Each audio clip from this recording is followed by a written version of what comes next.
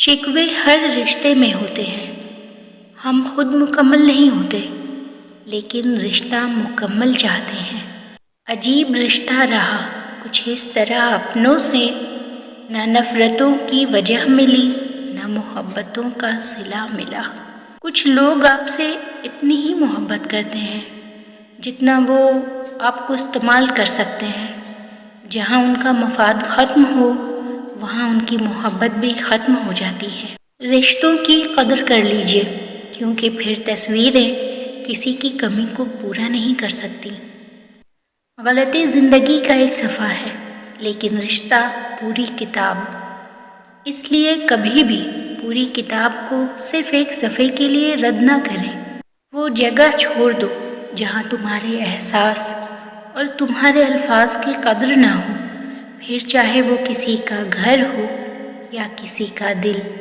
سب کہنے کی باتیں ہیں، کوئی کسی کا درد نہیں سمجھتا سوائے اللہ کے۔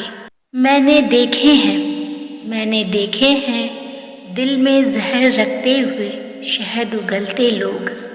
کسی کا اتنا دل مت دکھاؤ کہ وہ اللہ کے سامنے تمہارا نام لے کر رو پڑے، کیونکہ ٹوٹے ہوئے دل کی آہ عرش تک جاتی ہے۔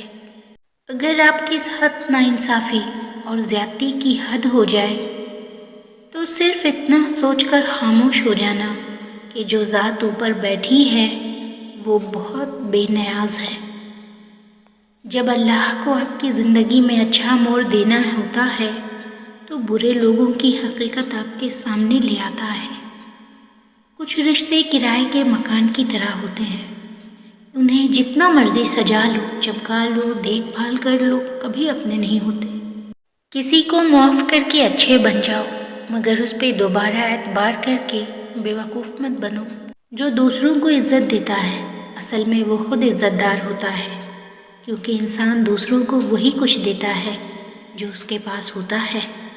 ہم اپنے بہت سے رشتوں کو بچا سکتے ہیں اگر ہم صرف یہ سمجھ لیں کہ وہ غلط نہیں ہیں، بس ہم سے مختلف ہیں۔